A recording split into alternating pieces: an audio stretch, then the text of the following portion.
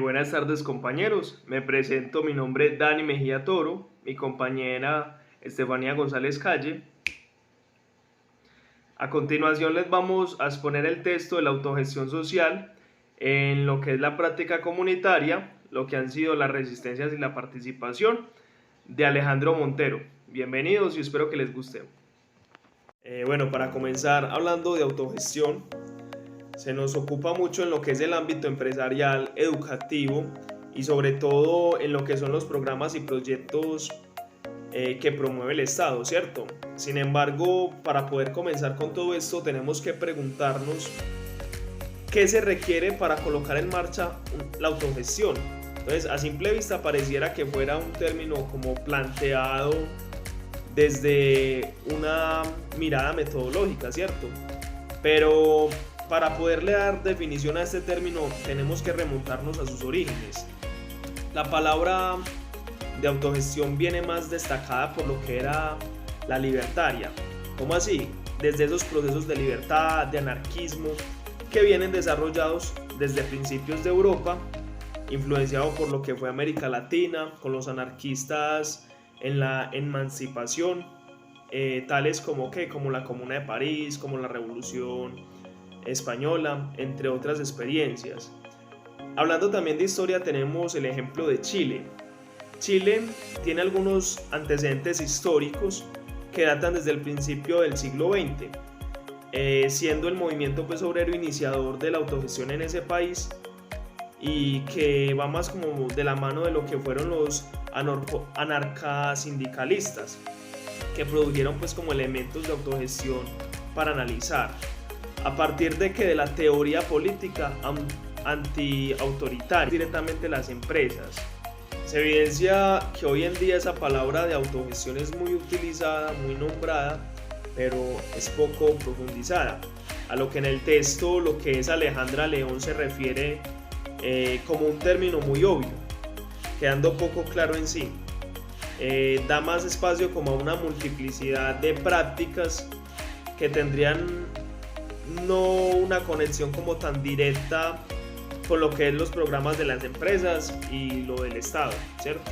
Hoy día coexisten variadas prácticas denominadas por sus gestores como autogestoras, siendo poco detalladas en explicar dicho funcionamiento y cómo son los objetivos. En este sentido es necesario establecer la diferencia entre estas mismas. Por ello es necesario describir los diversos tipos de autogestión que hay.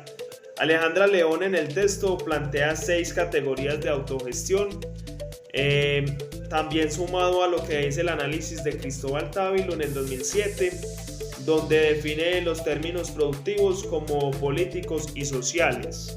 Bueno, la primera categoría sería la autogestión libertaria.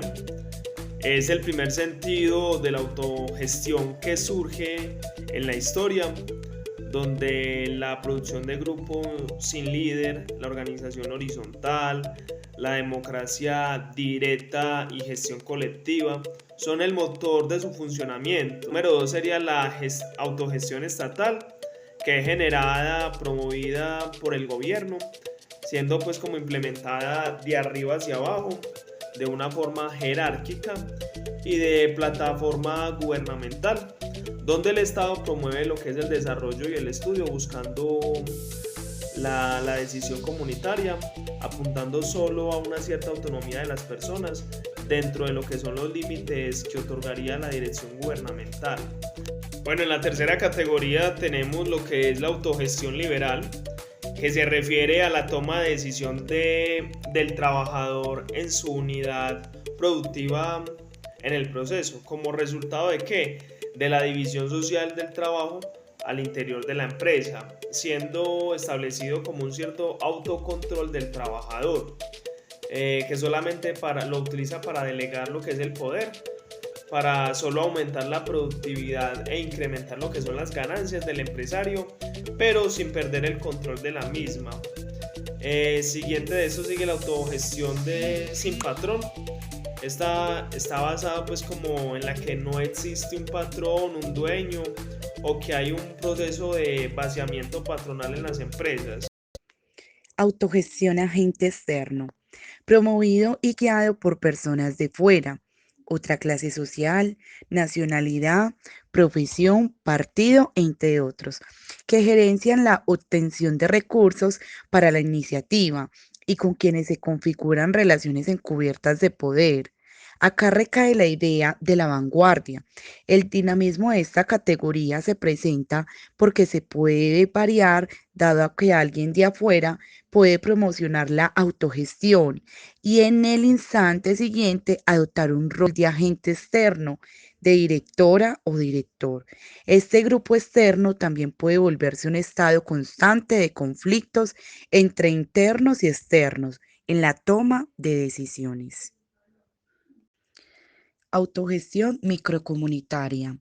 Es una especie de protoautogestión donde una agrupación de personas que espontáneamente o sugeridas por algún colaborador profesional, religioso, líder comunitario, entre otros, organizan un emprendimiento de acciones, bienes, servicios, ideas o reivindicaciones que les afectan con fines comunitarios. Es un proceso corto en el tiempo, inclusive solo puede durar un par de días, no presentando una propuesta política de cambio social, dado que sus intereses recaen en trabajar para la concretización de una necesidad sentida. Hola a todos. Hoy les voy a hablar un poco de la diferencia que hay entre la heterogestión y entre la autogestión. Eh, ya que son muy fáciles de confundir, entonces hay malas interpretaciones. Por ello que la primera, que es la autogestión, se separa de la otra, que es la heterogestión, eh, por diferentes aspectos. Mm, Tenemos que la heterogestión eh, se identifica por, es una clase social que al hallarse en una situación de privilegio busca mantenerse y crecer en su dominación. También porque las diversas maneras encubiertas de dominación muestran una fase aparente de amabilidad y participación cuando en realidad no hay autogestión y está centrada en iniciativas económicas micro y macro. Entonces ahora miremos las características de la autogestión. Hay colectivización horizontal en base a la ocupación y apropiación usando los medios de producción en beneficio de todo el conjunto. Es un grupo sin líder, horizontal en la apuesta por un cambio social creativo y activo. Eh, es diversa y con gran movilidad. He ahí entonces las diferencias marcadas entre la heterogestión y la autogestión. Ahora vamos a hablar un poco de la autogestión contemporánea. Nos centramos entonces en la autogestión histórica. Esta llega a América Latina con los primeros inmigrantes anarquistas, principalmente italianos y españoles, que eran afiliados a la AIT, Asociación Internacional de Trabajadores, que después del quiebre de la primera internacional entre marxistas y anarquistas, se empieza a expandir por el mundo. Estos desarrollaban labores de instrucción ideológica como también de apuestas concretas de trabajo. Es ahí que la autogestión toma un tinte clasista que está indisoluble con la clase más desposeída. En Chile, a comienzos, no, a finales del siglo XIX y a principios del siglo XX, con una fuerte producción de propaganda, diarios, panfletos, ediciones de libros, que ayudó a hacer más conocido el pensamiento que venía del continente europeo, al calor de las producciones embrionarias como la denominada GRIS. Se empezó a gestar la autogestión de la mano de obreros chilenos que empiezan a cuestionar al Estado. De ahí que proponían la autoinstrucción y el libre pensamiento para que el pueblo se concientizara. Esta autogestión es social porque busca que cada sujeto ejerza la autodeterminación en su comunidad. De allí recae que su carácter no solo vendría a ser económico productivo, sino también con un fin de conformación social, basada en la configuración de un tejido social que se guíe por elementos solidarios de apoyo mutuo. No todo es tan negativo, es hora de revertir lo pesimista que estamos acostumbrados y dejar de ser solo críticos, asumiéndonos propositivos desde la acción. Muestra de ello es la visualización que viene desde la década del 90, donde florecieron muchas ocupaciones, principalmente en Santiago, con un acentuado carácter contractual. Hoy en día siguen habiendo de estas ocupaciones. Autogestión como concepto de cambio social. La autogestión social es un nuevo concepto alternativo de trabajo comunitario, donde la particular metodología permite la inclusión y la participación de actores sociales, generadores de articulación a partir del encuentro, la coordinación, las metas y avances junto a sus pares, dejando atrás la idea de que un grupo o institución tiene que tener un director o jerarquización para que pueda funcionar. Lo que nos dice es que es indiscutible que un sujeto se maneje por conocimientos técnicos como populares. Lo que queremos decir con esto es que la autogestión es como aprender a leer, lo cual únicamente es posible leyendo. En este sentido, la primera década del siglo XXI se ha presentado impetuosa en una nueva generación de personas dispuestas a experimentar y a ejercer elementos organizativos en el plano autónomo respecto a las oportunidades y beneficios que entrega el gobierno. Esto se presenta como un cambio de sentido sobre movimientos sociales, donde la lapidaria reflexión de Fukuyama nos vendría a materializar y que nos dice Cristian Sotomayor sobre el devenir de la autogestión.